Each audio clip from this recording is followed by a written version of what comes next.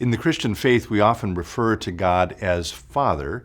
That can be a beautiful thing, but in instances where our own relationships with our fathers are broken, it can also be complicated. In this episode, I'd like to talk a little bit about that.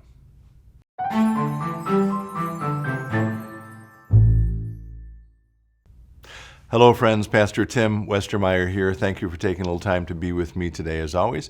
We're publishing this episode on Saturday, June 19th, so the day right before Father's Day. And that, of course, means that I've got Father's Day on my mind, and I thought I would reflect a little bit on it today.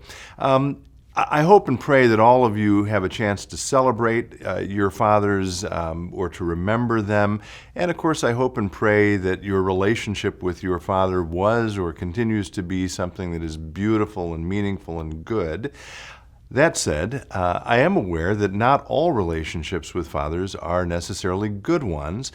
And that, for those of us who are Christians, complicates things a bit for us as we reflect on the God we worship, because we do, as Christians, use the language of Father for God, probably most famously in the Lord's Prayer, Our Father, who art in heaven. And Jesus, of course, himself called his Father, Abba, which is sort of a tender, very intimate way of saying daddy in Aramaic or Hebrew. And so to the degree that our relationships with our fathers maybe are imperfect or broken or dysfunctional, and of course all of our relationships in this life are, I thought I would just reflect on that a bit to maybe move us beyond that, to have a different kind of understanding of the God we worship. And the person I immediately thought of as I was reflecting on this topic was someone I've mentioned many times. He's a favorite author of mine. His name is Frederick Buechner. He's written all kinds of books, among them these little anthologies or ABC books, Whistling in the Dark and Wishful Thinking. There's a third book, Peculiar Treasures, I do not have here with me right now, but that is also part of that. But he also wrote 3 books that are a memoir. The 3 are in order are The Sacred Journey, a memoir of early days, Now and Then, a memoir of vocation, which is sort of when he ends up becoming a pastor and writer. And then the third one, from a vantage point of a slightly older Frederick Buechner, called Telling Secrets, which is simply called a memoir.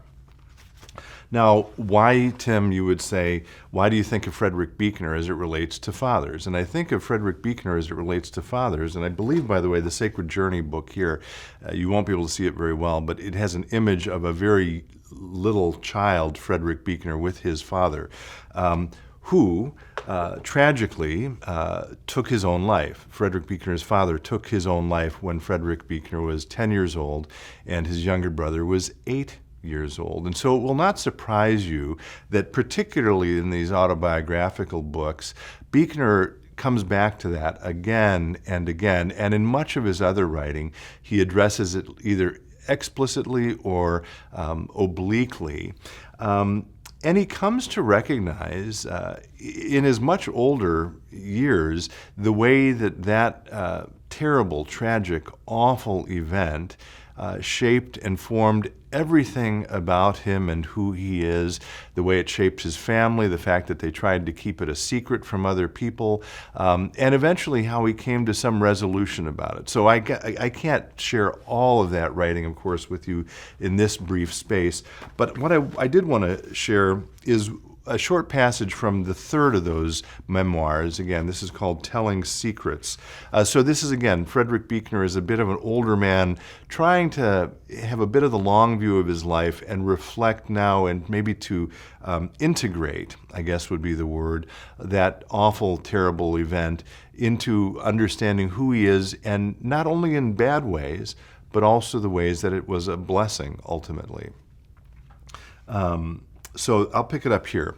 And again, his father took his own life. I don't know all the particulars about it, but it was certainly not something that Buechner was responsible for. But here in this place, he begins this passage by saying, "We cannot undo our old mistakes or their consequences any more than we can erase old wounds that we have both suffered and inflicted But through the power that memory gives us of thinking, feeling, imagining our way back through time, we can at long last finally finish with the past in the sense of removing its power to hurt us and other people and to stunt our growth as human beings.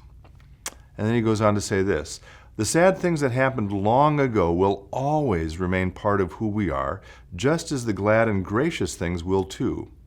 But instead of being a burden of guilt, recrimination, and regret that make us constantly stumble as we go, even the saddest things can become, once we have made peace with them, a source of wisdom and strength for the journey that still lies ahead. It is through memory that we are able to reclaim much of our lives that we have long since written off, by finding that in everything that has happened to us over the years, God was offering us possibilities of new life and healing, which, though we may have missed them at the time, we can still choose and be brought to life by and healed by all these years later. Another way of saying it, he says, is that perhaps memory makes it possible for us both to bless the past, even those parts of it that we have always felt cursed by, and also to be blessed by it. I would commend Buechner's writing, all of his writing, to you if you're interested in reading more about it. I will end by just pointing out an interesting fact about a couple of the dedications that Buechner made for books that were written, 16 years apart. One of them is called Godric. This is related to his father again. So Godric, a novel. And this book is dedicated, and the dedication is in Latin. Buechner talks about that in another place, but it's dedicated in memory of my father. The fact that he writes it in Latin is maybe a way of him distancing himself again from that event because he'd not fully come to grips with it. So that's interesting. In memory of my father is this book. And then another book, which comes up, it's published 16 years later in 1996, The Longing for Home. He writes, or he dedicates rather, not to his father, but to his grandsons, which strikes me as a way of saying he is able, Frederick Buechner is able to turn from a difficult and challenging and painful past to a hope-filled future. And that's my prayer for all of us as well on this Father's Day. So happy Father's Day. Thanks as always for being with me. Be well, stay in touch, and God bless.